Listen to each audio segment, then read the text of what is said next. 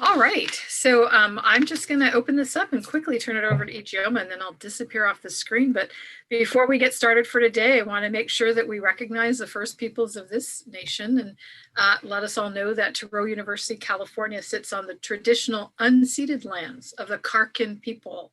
So for those of you who want to know where the name Carquinez Strait and Carquinez Bridge came from, there you go.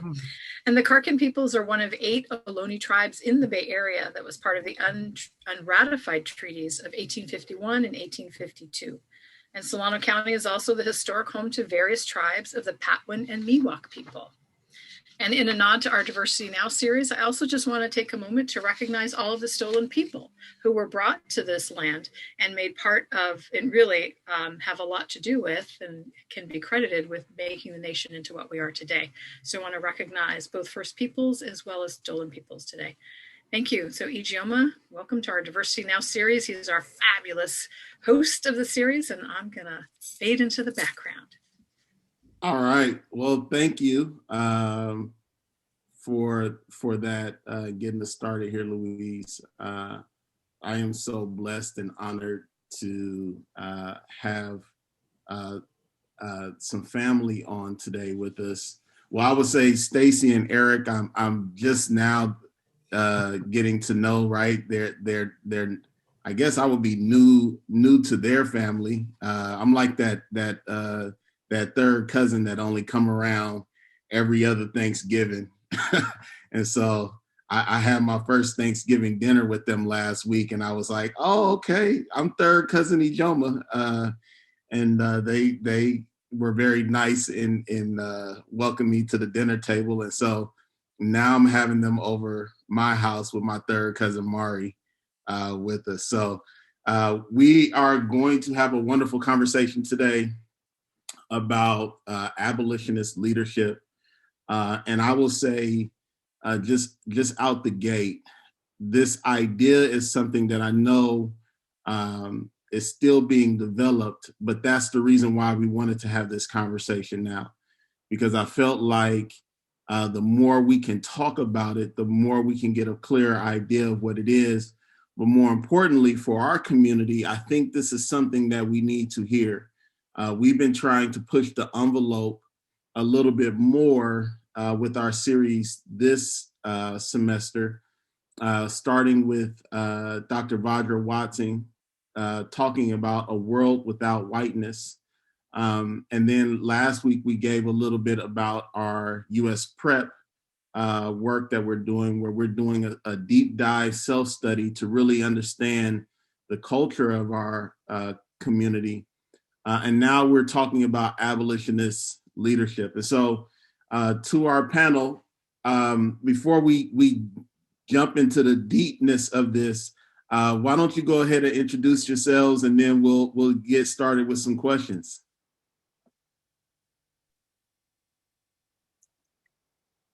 Eric, you want to go? You can go first. Why don't you go first? You're the lead. Oh, well, Ijeoma made me laugh so much. I'm going to try and talk through my smile. What a warm welcome. I'm Mari Gray. I'm fourth generation Californian. So yeah, native Bay Arean, and I'm on the faculty at CSU East Bay. My research considers spatial inequity. So I look at how schools create spatial inequity through disciplinary practices, and particularly the removal of children from educational opportunity through suspension, expulsion, and policing through the school to prison nexus. So we all know that many schools have police officers, and those officers are called to arrest children, to transport them to juvenile justice centers. So that's been the crux of my work for a decade. And I also train pre-service or prepare pre-service principals, which I really love doing, to kind of help share my experience as an educational leader and to ensure that this new group of educational leaders that are coming through the Bay Area and through Northern California in general are prepared to deal with, to support diverse students, and particularly not to make the mistakes I made. I just want to acknowledge those in perpetuating the school to prison nexus. So that's who I am. I'll go next. I'm Eric Haas. I'm the director of our doctoral program in educational leadership for social justice. So I'm a colleague of Mari's, and from checking my email recently, it looks like Stacy will be one of our students starting in the summer. Yeah, I've been in education since 1985, but as a high school and middle school math and science teacher, and then a middle school principal, and then I got into academia. My general research interests are looking at and implicit bias and how those influence what we think about a school should be versus often what it can be. And kind of parallel to that, I also do a lot of work with English language learners, how to provide, what are best practices for English language learners identified with learning disabilities, and providing more inclusive and effective practices for them.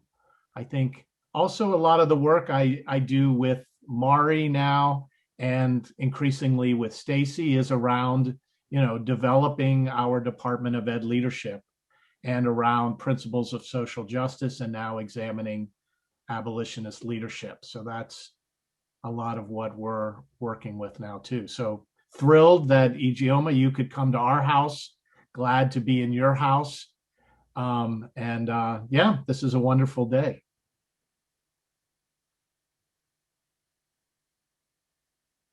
So I've been in education for 12 years, and I started as a substitute teacher in Stockton Unified and worked my way through multiple positions. And I now am a vice principal in Antioch Unified for Antioch Middle School.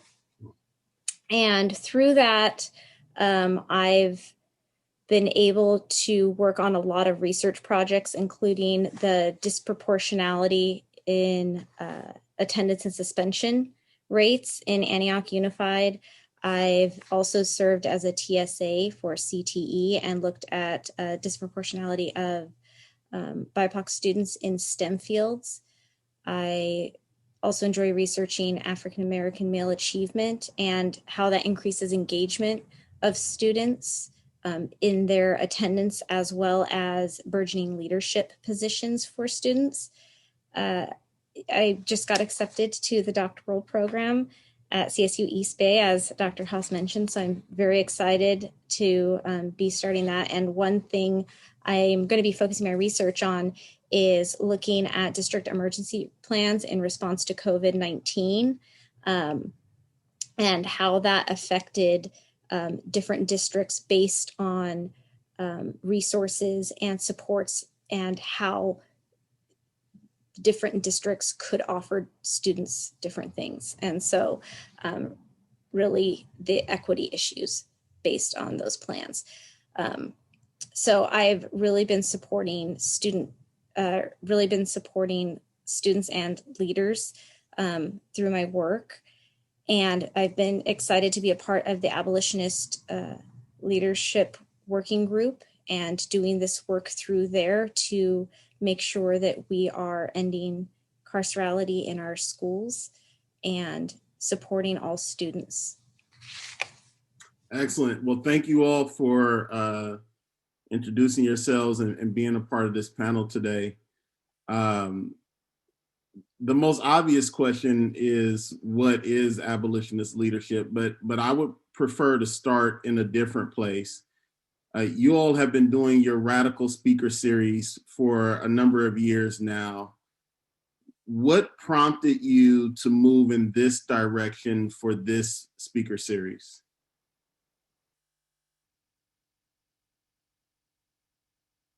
I'm pointing to myself. I think they're going to look at me. And I'm pointing at you too. We've been talking about this for a while. I think what prompted us is that we've always been kind of moving in this direction. So we have what we call our stance, which are these 5 social justice leadership principles. And every year we've held it, since 2017, we've held a radical educator speaker series of some sort, where we invite typically junior scholars to come, junior scholars of color to come and share their work with us. But in the context of the current movement for Black lives, the clear violence of police brutality and murder of unarmed Black people, the push for abolitionism in school, in our own conscience, we realized that abolition is an extension of the work we've been doing, and so we thought we needed to at least explore what the implications were for ed leadership.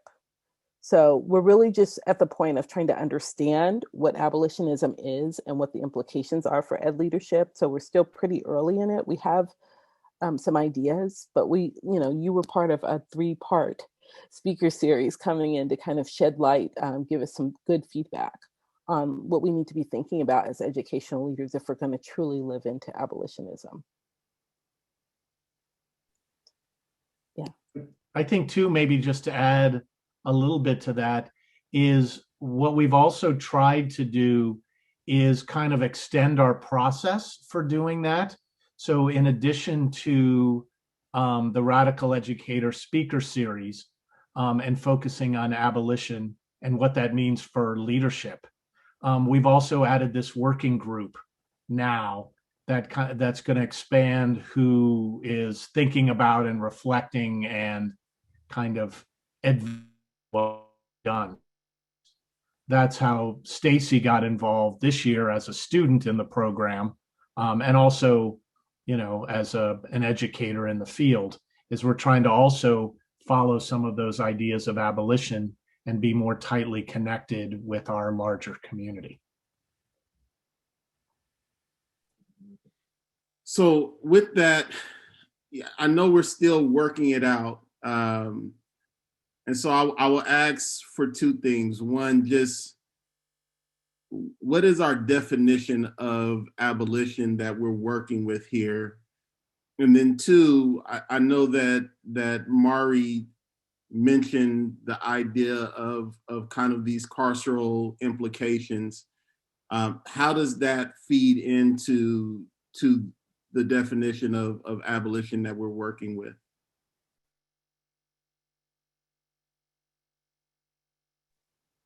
I think it's funny. I want to go back a step. When I started my research in 2011, when I was doing my dissertation, abolitionism to me meant the abolition of school-based policing.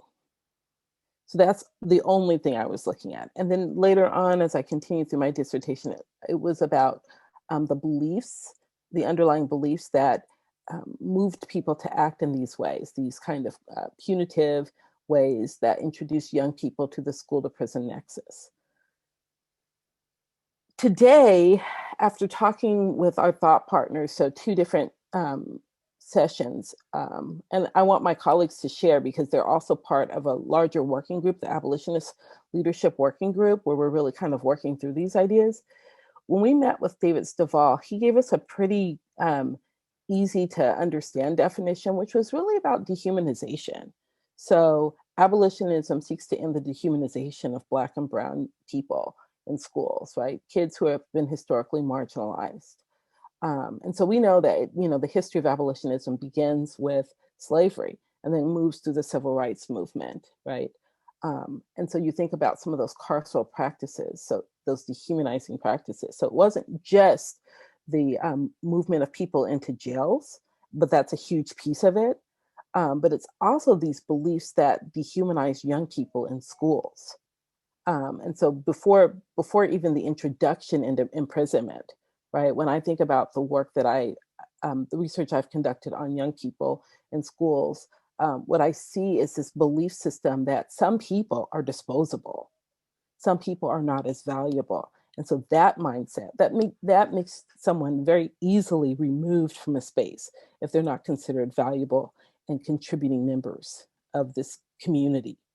And so that's really what we're thinking about a lot in our program, in our work, is how can we interrupt that? How can we teach a new way, think differently about young people? It should be super obvious that everybody's valuable, that everybody's human, that there are beautiful contributions and cultures, but that's not what's happened in schools. And so one of the things that abolitionism, the way that we're looking at abolitionism is to consider the ways that white supremacy shows up in that dehumanization, right? So we can dehumanize kids because they're not white and they don't meet these certain categories of middle classness, of being, English dominant, being white, being Christian, all these things that we consider to be markers of humanity.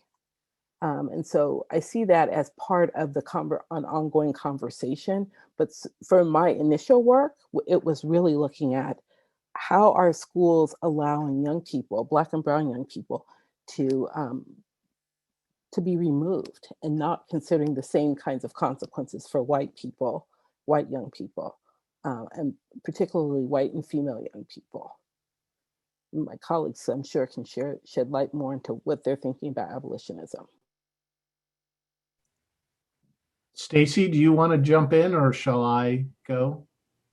I have some thoughts from the school perspective, thinking about what Dr. Gray was, as some students are disposable. When looking at it from the school site as a leader, the students feel this. They are not unaware of the way they are viewed. And it is an emergent need to fix this. And just to give you an example, there are some students, I'll talk in real life examples because that's who we're talking about. These are real children. These are real students. These are real lives. I mean, it's really easy to talk about educational theory as a thing, but I think it puts it in perspective when you talk about lives. There are students that wander, right? The wanderers. And I will go out and talk to them. Hey, what's going on? Why aren't you in class? Take a walk with me. Walk with me. Don't go to the office, walk with me, and we'll take a walk. So what's going on? Why don't you want to go to, what's going on? I don't want to go to class. Why don't you want to go to class? She doesn't want me there. He doesn't want me there. They don't feel wanted, so I don't want to go there. These are the conversations that are had. Not just with one student, it starts with one, and then I started to notice a pattern. They feel unwanted. And it is validated when I go and talk to that teacher. There is a rule in place that a teacher can suspend from class for 2 days for any reason a student. Any reason. And the fact that they can suspend, that goes back to the disposable thing. So these are the patterns we have to break. And we have that power as leaders to go and guide our teachers. Is this really what you want to do? So we've established in my school restorative circles, restorative practices, to have those conversations, because really abolition goes back to seeing the value of people, like what Dr. Gray said, seeing the value in our Black students, in our brown students, in who people are, in the cultures. What happened to that relationship? And fixing it and not disposing of these very valuable people, young people who shouldn't have to feel like that. Stacy, I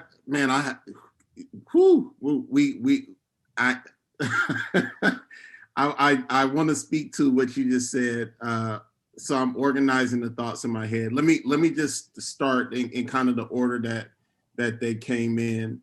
Mari, as you were speaking, and then Stacy, of course, as you were speaking, I was thinking about the work of Dr. James Howell, who does a lot of research on youth gangs. And he posits that one of the main reasons why young people join gangs is because they're alienated from key socializing institutions. And he says, and I quote, when they are excluded from school because school is a place that provides support, education, and social networks for youth, this exclusion may help solidify the group and lead towards gang formation. And I would just say just maladaptive behavior in general, right? Like when I feel excluded, when I feel pushed out, when I feel unwanted, that leads me to behave in ways that are going to be antithetical to what, actually governs a place. The second thing that I was thinking of is just how blunt you were, Stacy, about naming it. Because in my experiences as a Black man, a Black student, and now a Black educator, you don't see many white educators say, yeah, that like we don't want them here. And I'm not saying you're saying we don't want them, but you're acknowledging the truth behind their bodies are unwanted in these spaces. And I feel as though maybe this is just me, and forgive me if I sound sarcastic in this, but I feel like when we do restorative circles, it doesn't get at the root problem of some of our educators that are working with our babies really do feel like there are some babies who belong and some babies who don't. That there are smart kids, that there are dumb kids, that there are kids who should have access, and then there are kids that it's just not worth my time to deal with you. And I don't know how restorative circles fix that. And this is not, anybody can, but that's just kind of where I was left with Stacy's comments, is that we do these things at Stacy's school, at my school, all over the place to try to get people to actually value Black and brown bodies. But at the end of the day, I'm gonna shut up now, but that's just. Can I make a comment on that as I was thinking about what you were saying and what Stacy and Mari were saying? I think what resonates with me, especially with the abolitionist movement and thinking about it in terms of leadership, is this focus, the general focus on, bringing humanity and stopping the, dehumanization of groups. But also, to me, more specifically, it's the use of exclusion and carcerality to dehumanize.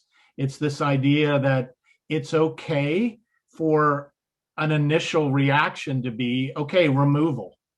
Let's just move you out of here, rather than, if ever, it's possibly a last resort, but pretty much never. It shouldn't be on the table. And it should be that, whether it's a restorative circle or a classroom teacher, it should be the institution that's changing first and foremost, and not kind of using a kinder, gentler version of sort of assimilation, to allow you to, well, if you'll be more like the student we want you to be, then you can stay in this group, rather than us meeting you as how it should be and valuing you for who you are. And so I think that's one of the core tenets of abolition that really, I think will likely extend our social justice principles, is this use of carcerality, exclusion and exclusion as part of that process. I want to piggyback on what Eric is saying too, because I'm almost in tears listening to Stacy, because Stacy, this is exactly what my dissertation research shows. This is exactly what I write about. We know the people who don't want. It's emotional, Mari. It is so. I've done this conversation so many times now, and I will say, much like you, I'm emotional right now from hearing that truth. And so I honor you saying that. And Joma, you and I have done this together, right? We've done this from, back in the day when we were at UC Davis with Orlando. But I think what I want to pick up on is the work that we're doing to make sure that this doesn't continue so that children aren't dehumanized. It's why I love being a faculty member in a school of educational leadership, is because Stacy's not an anomaly. Her ability to name, as a white person, her ability to name what she sees very clearly in front of her is not unusual for the students in our program. They can all name it. It's part of how we foster folks really living into social justice leadership. It's part of the principles. One of the key tenets in our social justice principles is the transformative power of language, right? So that language isn't just to be able to use the right terms, it's also to name things clearly for what they are, and to not walk around naming things. It's why we have certain practices like reflections. I'm really pushing students to deeply reflect on naming white supremacy and naming all of the structures and ideologies that influence them into practices of dehumanization, both of themselves and others, right? So we buy into certain beliefs. It's also why I think Bettina Love starts really with this idea of love and joy, right? That why she maybe doesn't start, but why she privileges it and constantly talks about it, because ultimately that's the goal, right? The goal is for young Black and brown kids to have the kind of joy that my little kid is having in two rooms away from me, right? Where he goes to school very joyful. He knows he's very smart. He thinks he's very, he thinks he's pretty and beautiful. He thinks he's the top of the class. He is really good at math, and nobody's ever told him anything otherwise. It should be a regular experience for young people. And for my kid to have this and for me to know that it's unusual is the part that's so painful. And so the work that we're doing in our ed leadership programs, from the credential program to the EDD, is fostering leaders who are aware of this and who will have these kinds of conversations and push for the transformation of their institutions. So for some people, it might work with restorative circles, but for others, it might be the evaluation process. And it may be some very hard conversations that are being had. That's where we're working. Like, if I'll just say a thing about our PASS program. Right now, we're talking about how to have those conversations with teachers who really don't like kids of color, or who seem not to, or have poor relationships with them. Like, how do you have that conversation and move a teacher from their practice of dehumanization towards something that is showing love, appreciation for, and positive and nurturing relationships with Black and brown kids who are not very similar to them. So that's, I think, the work to be done, and what how abolitionist leadership can inform our practice. I have so many questions, but let me just roll through the chat real quick. Dr. Barber says, a stark but intellectual, honest statement, a society that views some just as disposable. Lynette says, they feel this, they know this, and they take it with them wherever they go. It begins to shape them. I believe that was in response to Stacy's comment. Hawania says, this othering and exclusion continues at the university as well, but is often danced around to the detriment of students. Let's see. Lynette comes back and says, I was thinking the same thing. To hear Stacy voice it blessed me. To see it acknowledged, then respond with compassion. To say you matter. Thank you, Stacy. Let's see. Freddie says, do you believe, this is a question I think, do you believe that restorative justice needs to have a new approach to be more meaningful and effective? It seems the idea of restorative justice in 21st century education only scratches the surface of the real deep-rooted issues that exist. let me take that a step further, and let me ask this. And it'll be one question, but it'll have two different meanings for our panelists. For Eric and Mari, because Toro, we train teachers and we train educational leaders. What approach do we need to take with our students to begin to move them in this direction? And then for Stacy, for someone who is on site working with the babies every day, but more importantly, leading other adults, partnering with other adults to educate our children. What advice do you have for someone in your position to say, here are some like steps that we can take? I know someone put in the chat, naming is a great first step. But what are some additional things that we can do in the workplace to start moving our colleagues to start doing this type of work? You know, it's interesting to me, and I want to hear what Stacy has to say about this, because she's been there too, is when I work with students in the fall, they're always in awe of all the things I tell them about the history of dehumanization. My predominantly white class of students have never heard these things, and they are really hard pressed to identify dehumanization when it occurs. And they often want to offer alibis. And so what we're unteaching and unlearning is the alibi process, the kind of gaslighting process that happens, practice that happens. And they're learning this entirely new worldview. First of all, they know nothing about, I shouldn't say nothing, but many don't have a good history of race relations and the racialization in the US. They just don't. So a lot of what they need is just that.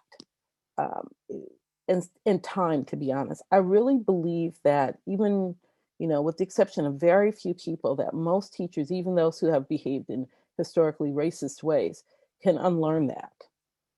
And I think it takes some time, and I think a lot of people aren't willing to put in the time that it takes.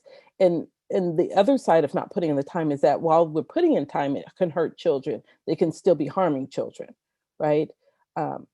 But so there's this bigger belief that we can change behavior.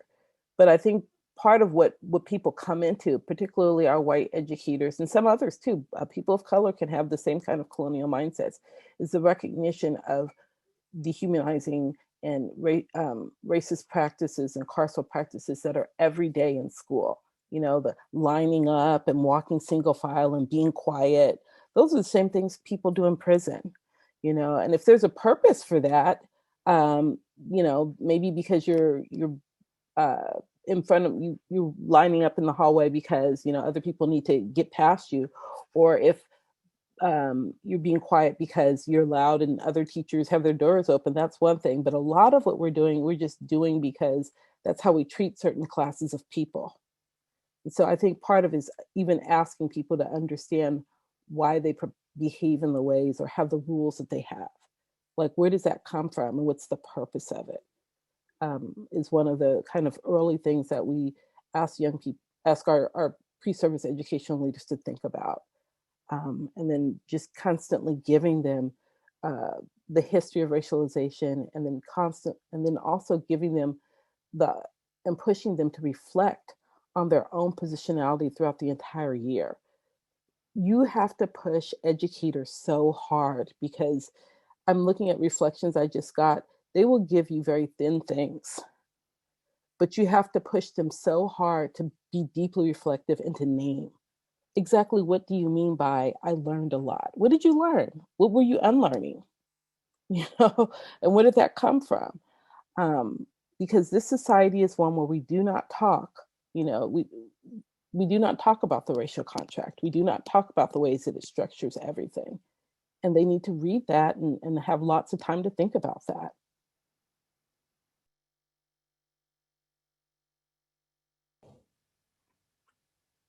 Maybe I'll just continue if we're sort of talking from the faculty side.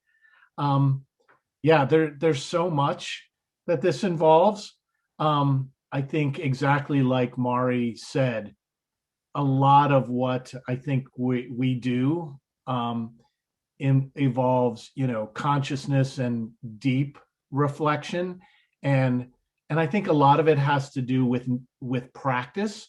That you can't name something this difficult and emotional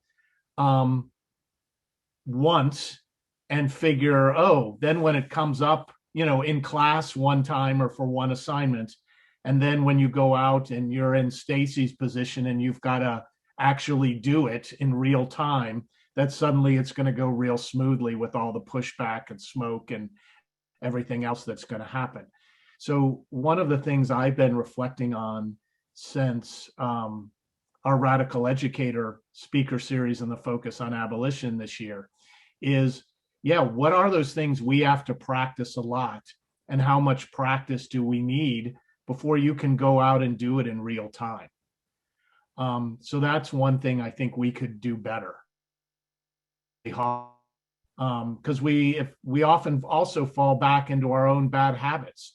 Whether even when we disagree, we're all pretty comfortable with lining up to go to the cafeteria and being quiet. And, even if it's not appropriate, there's a level of unconscious comfort in that we often have to break, and in moments of stress have to resist going back to, the worst sides of ourselves.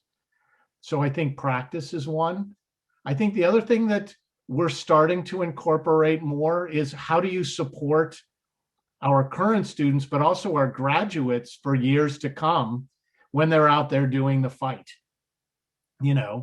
And we've started to develop affinity groups, and I know Mari is leading an African American women's affinity group. And so I think we need to be creative and thoughtful about, what does it take to prepare people and then to support them when they're actually doing it. So those are a couple things that come to mind at the program level. Stacy, what about you? So I think earlier you were talking about how to lead teachers to make this change, to be able to do this work.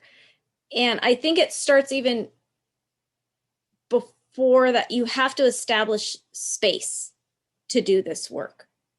Because if a person doesn't feel like they could be vulnerable, because this is vulnerable work we're doing, you have to strip away all of the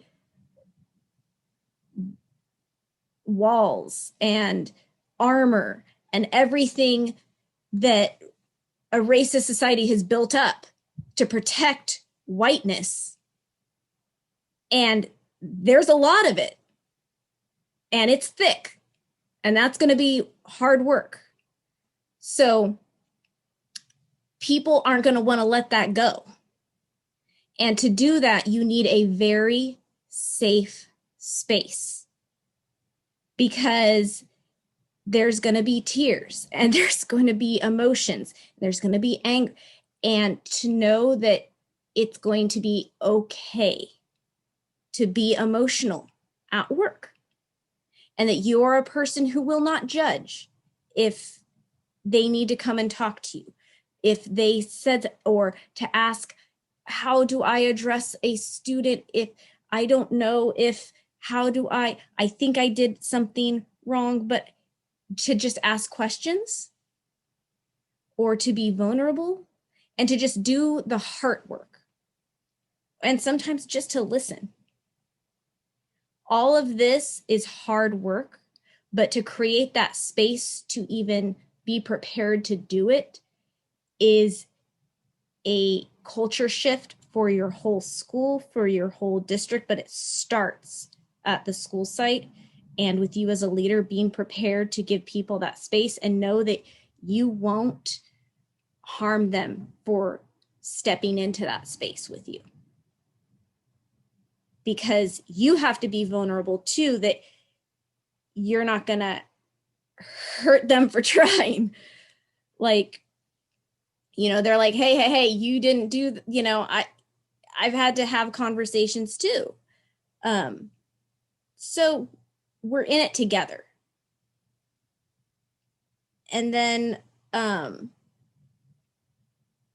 just thinking about it, even when you go looking, if you're looking at the whole structure of the school, I think Dr. Gray talked about, the classrooms. When you're doing, like, looking at the way schools are structured, we know that carcerality is built in, the obedience of it. It's built for, white, middle class, upper class students. So when you're going and doing a teacher observation, do you have that mindset of that's what you expect to see in the classroom? Is that what you are going to be observing that teacher on? Is that what are you marking them down because they do not have control of that classroom? Well, you have that judge. So it's looking at yourself too, and how you view things as well. So it's a bit of self-reflection too on how you view the school too. So you got to do that inner work as well on how do you really view students? What do you really expect of your school? And how do you expect engagement to look? How do you want your classrooms to look? And do you accept students for who they are and how they learn? And is that going to be okay? It has to be okay. And you have to be okay with that changing journey. So it's a whole thing. Man, y'all hitting it today. I had almost like an epiphany when Stacy was talking. I remember this was, maybe about 8 or 9 years ago when I first started working with Sacramento Area Youth Speaks. And we were having a conversation one day as a group where we were extremely frustrated with what we were seeing happening to students in the classroom. And in all of our complaining and anger and hurt and pain, I said to the group, you all might be mad at me, but we have to show our teachers even more love because they are responding this way to our babies. And what I heard Stacy say is, in order to get them to begin abolishing dehumanizing practices, we have to be humanizing with them. And it is such a simple statement, but it's antithetical to how we normally think, right? We think that we have to dehumanize the dehumanization out of them, right? That we have to use that carceral mentality to train and beat and condition the dehumanization out of them. But really, what I heard her say is that no, the process to breaking that system down is actually creating a space where your teachers, for the first time, can actually embrace the fullness of their humanity. And that by them embracing their own humanity, they'll then begin to extend that to students. I just absolutely brilliant. It's so brilliant that the chat is going off. So let me see if I can catch up with some of these things. What's being said. Catherine says, gratitude for this conversation. I agree school leaders can be the change to challenge racism in schools, but what needs to happen in the central office as well. What happens if school leaders are outed, if racial equity is optional for school leaders? In Denver, school autonomy has insulated leaders from accountability on equity work. Also, so much thanks for speaking to the problems with RJ. Skipping down a little bit, Diana says, I love that restorative justice models have gained so much attention and traction, but I worry about the disparity in the ways that it's understood and implemented. There are too many programs that are packaged as solution when meaningful RJ practice embedded in policy and should be foundational to institutions. Mariah hits us with a exactly all caps. I like when you mentioned that walking in line, being silent, don't speak unless spoken to is real similar to prison. I am speaking on behalf of elementary school counselors. There are many times we go into class and teach our lessons, and when one student speaks out of turn, the students spotlight them and say, oh, they aren't supposed to be talking. I feel conflicted at that because I want to respect what guidelines the teacher places, but I also want to respect and acknowledge the voices of a student. I know this isn't a question, but I am glad that I'm not alone in this feeling. There are 13 other new messages here. Folks is commenting, they're excited. I only got 13 more minutes with you all. And so I'm gonna ask you a challenging, maybe it's not even a challenging question. Let me just ask you the question and see how you all respond to it. We've been mixing in conversations about racism and anti-racism. And so my question is this: what is, if any, is the difference between abolitionist leadership and anti-racist leadership?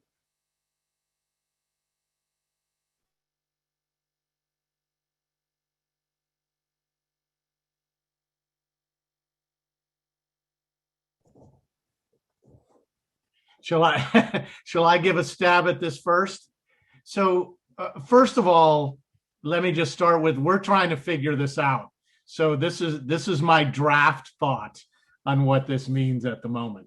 But I think, to me, when I read, Bettina Love and Crystal Laura and, David Stovall, and we're in conversation, Farima, Poor Khorshid, and others, I think one of the things that maybe distinguishes abolitionist, the abolitionist lens, is the focus on carcerality as a central part of the dehumanization. I think the other thing is, at least from these discussions with these abolitionist thinkers and activists, is that latter word, the activism, the local activism, that you're fighting against carcerality as a central component, and that it's on the ground activism is key. So that's kind of what's unique, and maybe a subset in my draft attempts at understanding this, where it would maybe be a subset or a slight variation on like anti-racist leadership. Take two from either of my colleagues. No, I would agree. I mean, that's where I started this work, in 2011, was just clearly the abolition of school-based policing and student removal and exclusion. And I think that is the central work that's very different from anti-racist work. So it is an anti-racist project, right? But the end goal is, for me, to end those kinds of practices in schools. And that's what my level of specificity is. So I don't believe that we have any need for school-based police officers. There's no data that shows that schools are any safer. There's a lot of data that shows that schools who have school-based police officers are more likely to send students to the to get them involved in juvenile justice, juvenile hall. They're more likely to arrest them. They're going to get citations. And it's the removing of responsibility in the relationship too, between the principal, the school leadership, the teachers, and families. So you enter in this other space, this police officer space. And so I really wish we would talk about that piece of what is happening with policing in schools. I have an article in under review right now that talks about what happens when we have school-based policing.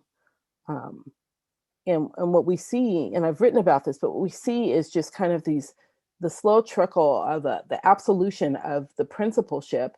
So they're absolved from doing this work, and that becomes the work of the school police officer. So little things that we've prepared our leaders to handle, the relationships that we want our leaders to have with their school community, parents and guardians and the children, They don't have, because this police officer is doing that work, or other kinds of school leaders. So not the principal and the vice principal, but the school counselor.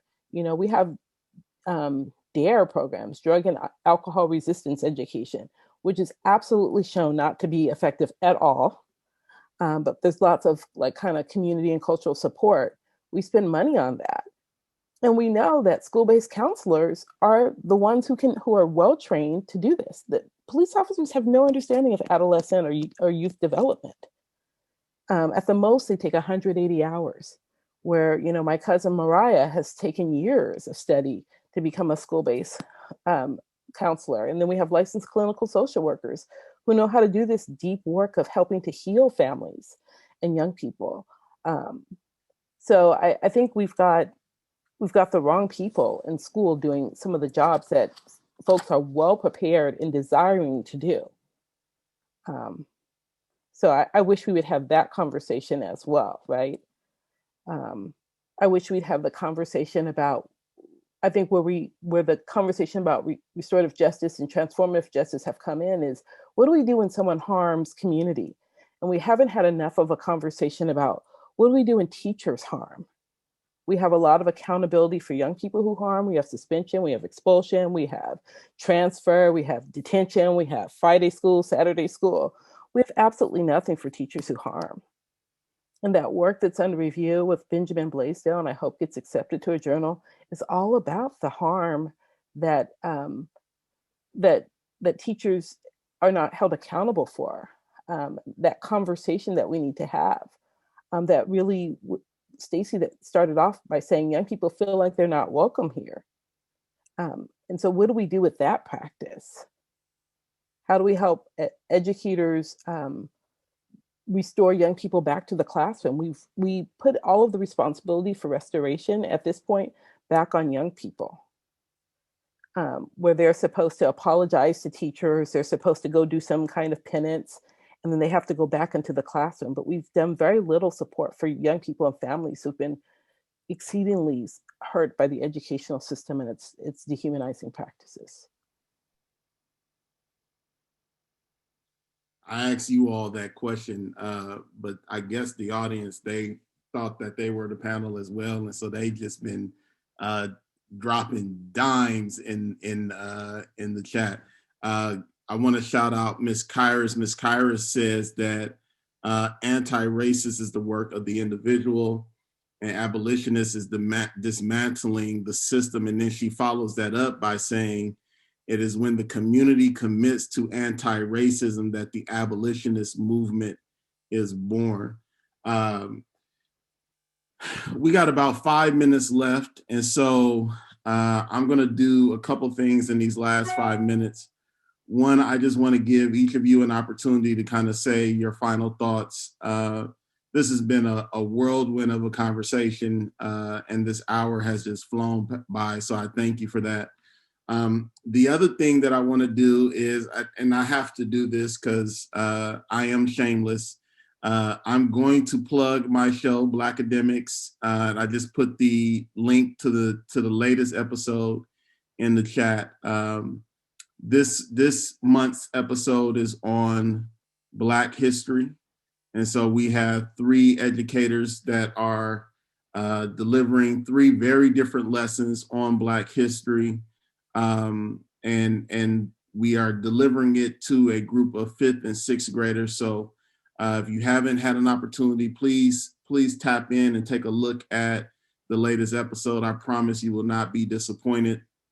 Next month is March Madness. So we will have 3 teachers competing to see who can deliver the best math lesson for the month of March. So go ahead, check it out. The other reason why I wanted to just kind of plug my show is one of the teachers did a lesson and really focused her lesson on the Pan-African flag and talked about Marcus Garvey and that particular movement. And I think it just kind of really fits in well with what we have been talking about here, right? The abolition of a system, the abolition of a mindset, carcerality, right? And thinking about the larger implications of this system recognizing that the system was created in this way, and we can no longer afford to think that these outcomes are by chance, right? No, the system is designed to produce these outcomes, right? And that's why this work is so important. So with that said, I'll just kind of take a step back and let you all have some final words. And then, we'll call it a day. Let's start with Stacy. I want to hear, I can't wait to hear from Stacy. Final words. This work is heart work. It has to start with yourself. And then you can move outward. And it's slow work, methodical, but it's necessary. And in doing it, you need a strong group of co-conspirators to do it with you. But just dig your heels in, because it's going to be a long haul. I think the system is not going to change overnight because it's been built up over hundreds of years deliberately. Don't think it was deliberately built this way. And so we have to be very deliberate when we break it down and restructure it. And we can, but we have to do it together. This is not solo work.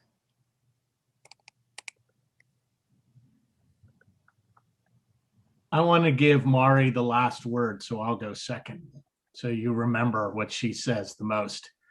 I think related to that, I want to pick up on what Stacy said, that it involves community and solidarity. I think mixed in that is humility and respect. And I think we talk a lot about how difficult that is, and I don't want to underestimate. I also want to throw in a plug that it's joyous too when it happens. I mean, this is a wonderful day. Barely a week ago, or was it a week ago, Ijeoma, you were in our house, and we were having community, and now we're in your house, and, we're neighbors, our institution and your institution, and it's thrilling that to see everyone and to be with everyone doing this work. So I think I want to put a plug for us doing that even more, because this was wonderful. You know what they say about inviting third cousins. I know. The food here is great. I can't wait to the next holiday. If you've ever seen Curb Your Enthusiasm, I'll be like Cousin Leon. I love Cousin Leon. Yeah, exactly. So I think that's my plug. Let's build on this community of neighbors and solidarity. Excellent. Mari. Many things. First of all, thank you, Toro University and Ijeoma in particular, for inviting us to have this conversation. It's been fun talking to you. I've laughed more. I needed all the laughs because this is hard. Like Stacy said, it's hard work, it's hard work. My vision is to have a revolution in the Bay Area that grows across California of pre-service and then actual educational leaders who are equipped to transform education, transform schools. So this isn't just like this job I do or this theory I'm working with. This is like for the babies. This is to have the kind of schools, to prepare the leaders for the schools that they really need and want. And I'm really excited to be doing this work with folks like Stacy and Eric and our entire Abolitionist Leadership working group of 20 people. We have a speaker series that, like you, ours is at night, so no competition. The next one is March 17th, 5 to 7 p.m.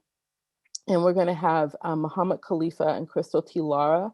We're going to continue our conversation about abolitionist leadership. And I just want to say we're stronger together. The working group has really pushed me to understand more deeply what abolitionist leadership means for our program. So I was looking a lot of outward facing, and I think one of the things, the reason why we were like really pushed back on like, oh no, we're not experts, is because we have a lot of work to do and we're still trying to find our people, trying to figure out where we situate ourselves, what to do next. Um, and uh, and especially during the pandemic, it's been really hard work, right? Because we're stretched in so many different directions. But I think this is an ongoing transformation of our program that will be a couple of years in the making. When we talked about this really early on, Eric said, oh, this is how our program needs to change. And I'll never forget that moment. Like I realized Eric was all in then, right? He's like, this is how we're going to change. And usually you hear people thinking like, this is a thing we're doing for the year. But what we're trying to do is really live into and to be sincere abolitionists. We really believe deeply in this work. It means a lot to us. And so I think what you're seeing is our passion, but also our deep commitment. So that's what I have to say. This has been great. This has been wonderful. Yes, we are in agreement. We are neighbors. And so, and if we're going to make Mari's dream come to reality, I think it's going to take a collection of us doing the same work in the same space to create some movement. So, Stacy, Eric, Mari, thank you all for joining us today and just being willing to be open and honest and having this conversation. And to all of our attendees, thank you all for chiming in. This has been one of our best. And so I'm just so proud of what we were able to talk about today, and know that everyone here is going to take something back to their own respective communities and do the work of abolition. So until next time, we will see you all next Wednesday. And then we will join Cal State East Bay for their Radical Series event on March 17th from 5 to 7 p.m. So you all have a wonderful day. God bless. Thank you so much. Thank you. Yeah. Thanks. Thank you so much for having us.